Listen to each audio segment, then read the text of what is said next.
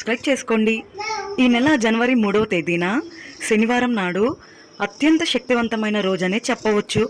ఈ ధనుర్మాసంలో జనవరి 3వ తేదీన ఆరుద్ర నక్షత్రం కలయికతో శివ ముక్కోటి ఏర్పడుతుంది. ఇదే రోజున పౌర్ణమి కూడా ఏర్పడింది. ఇలాంటి రోజు చాలా అరుదుగా వస్తుందని, ఈ ఒక్కరోజు శివుడిని పూజిస్తే కోటి యాగాలు చేసినంత పుణ్య ఫలితం లభిస్తుందట. కాబట్టి ఈ వీడియో మీ కంట పడిందంటే మీరు చాలా అదృష్టవంతులని చెప్పవచ్చు. ఎందుకంటే జనవరి 3వ తేదీన శివముక్కోటి రావడమే కాకుండా శివుని జన్మ నక్షత్రం ఆరుద్ర నక్షత్రం మరియు పౌర్ణమి కలిసి రావడం వల్ల దీని శక్తి 1000 రెట్లు ఎక్కువగా ఉంటుందని మన పురాణాలు వివరిస్తున్నాయి.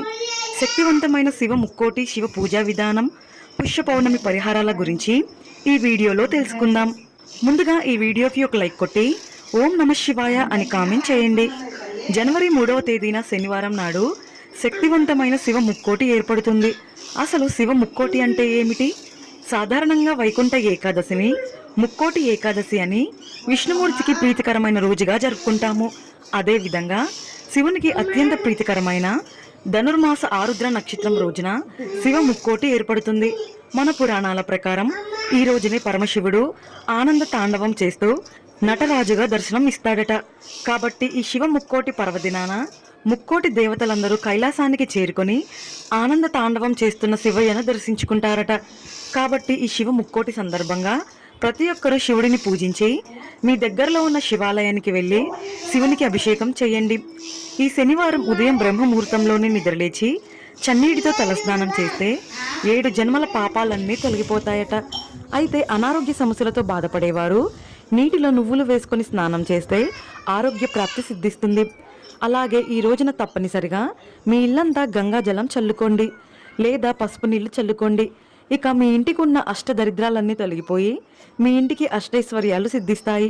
ఈ శివ ముక్కోటి పర్వదినాన ఇంట్లో పూజ చేసే ఆడవారు మీ పూజ గదిలో ఉన్న శివునికి గంధం బొట్లు పెట్టి తెలుపు రంగు పుష్పాలతో శివుడిని అలంకరించి పచ్చి పాలను నైవేద్యంగా సమర్పించి ఇంట్లో దీపారాధన చేసుకోండి.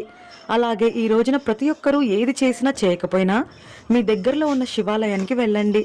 ఈ రోజున ముక్కోటి దేవతలందరూ శివ దర్శనానికి వస్తారట. కాబట్టి ఈ రోజున శివాలయానికి వెళ్తే శివానుగ్రహంతో పాటు ముక్కోటి దేవతల ఆశీర్వాదం కూడా కలుగుతుంది. ఆ శివయ్యను జిల్లేడు పూలతో పూజిస్తే త్వరగా కరుణిస్తాడట. కాబట్టి ఈ శివ ముక్కోటి సందర్భంగా ఆ శివయ్యకు జిల్లేడు పూలు సమర్పించి భక్తితో నమస్కారం చేసుకుంటే చాలు, కోరిన కోరికలన్నీ వెంటనే నెరవేరుతాయి. ఈ రోజున శివాలయానికి వెళ్ళేవారు ముందుగా నందీశ్వరుని దర్శించుకొని నంది కొమ్ముల మధ్య నుండి శివుడిని దర్శించుకుంటే చాలా మంచిది. అలాగే నంది చెవిలో మీ కోరికలను చెప్పుకుంటే ఇక మీ కోరికలన్నీ నేరుగా శివుని పాదాల చెంతకు చేరుతాయి. ఈ రోజున ప్రతి ఒక్కరూ తప్పనిసరిగా శివలింగానికి గంగాజలంతో కానీ ఆవు పాలతో కానీ అభిషేకం చేయండి. ఈ ఒక్కరోజు శివునికి అభిషేకం చేస్తే కోటి జన్మల పుణ్య ఫలితం లభిస్తుందట. అలాగే శివలింగంపై అక్షింతలు వేసి నమస్కారం చేసుకుంటే మీ ఆయుష్ పెరుగుతుందని, ఆరోగ్య ప్రాప్తి కలుగుతుందని నమ్మకం.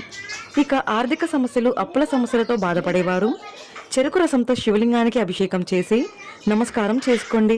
ఇక మీ డబ్బు కష్టాలన్నీ తొలగిపోయి ఆర్థికంగా అభివృద్ధి చెందుతారు. అలాగే పంచామృతాలతో శివలింగానికి అభిషేకం చేస్తే సకల సౌకర్యాలు, భోగభాగ్యాలు సిద్ధిస్తాయట. ఈ ఒక్కరోజు శివలింగానికి అభిషేకం చేస్తే కోటి రెట్ల పుణ్య ఫలితం ఖచ్చితంగా లభిస్తుంది. అయితే ఈ రోజున శివాలయానికి వెళ్ళలేని వారు బియ్య పిండితో కానీ మట్టితో కానీ ఒక చిన్న శివలింగాన్ని తయారు చేసుకొని మీ పూజ గదిలో ప్రతిష్ఠించి చక్కగా అభిషేకం చేసుకోండి. అదేవిధంగా ఈ శివ ముక్కోటి సందర్భంగా శివాలయంలో ఉన్న ధ్వజస్తంభం దగ్గర ఆవు నెయ్యితో దీపాలు వెలిగించండి. ఇక మీ జీవితంలో ఉన్న కష్టాలన్నీ వెంటనే తొలగిపోయి ఇక మీకు మంచి రోజులు ప్రారంభమవుతాయి.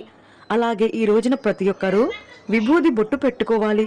ఈ రోజున విభూది బొట్టు పెట్టుకుంటే ఆ శివయ్య మిమ్మల్ని అనుక్షణం రక్షిస్తూ ఉంటాడట. ఇక ఈ రోజున తప్పనిసరిగా గోవును పూజించాలి. శివ ముక్కోటి, అందులోనూ పుష్య పౌర్ణమి వేళ గోమాతకు అరటి పండ్లు తినిపించి ప్రదక్షిణాలు చేస్తే 33 కోట్ల మంది దేవతలు సంతోషించి కోరిన వరాలను వెంటనే ప్రసాదిస్తారట.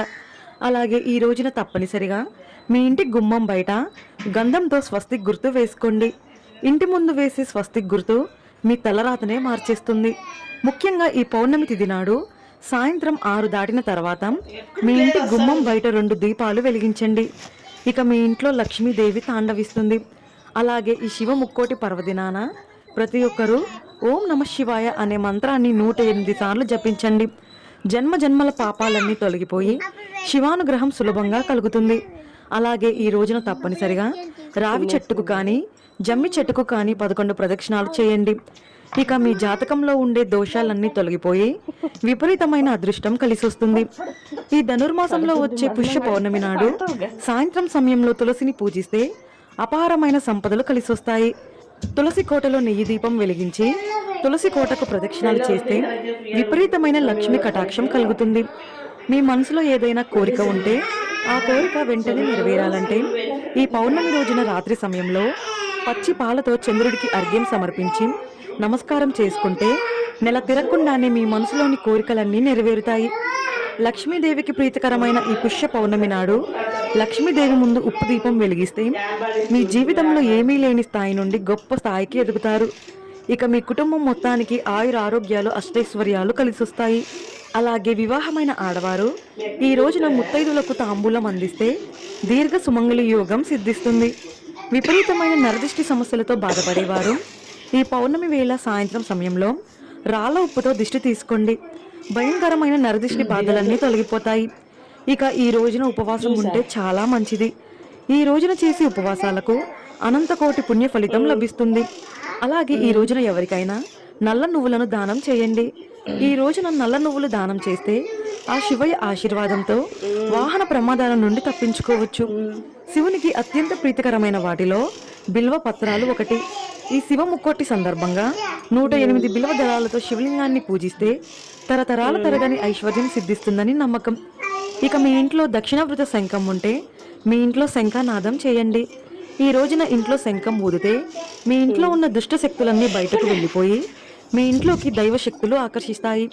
విశేషంగా ఈ శివ ముక్కోటి సందర్భంగా ఒక రుద్రాక్షను తెచ్చుకొని శివుని దగ్గర పెట్టి పూజ చేసి ఆ రుద్రాక్షను మెడలో ధరిస్తే మీ భవిష్యత్తులో ఏర్పడే ప్రమాదాల నుండి ఈ రుద్రాక్ష మిమ్మల్ని కాపాడుతుంది.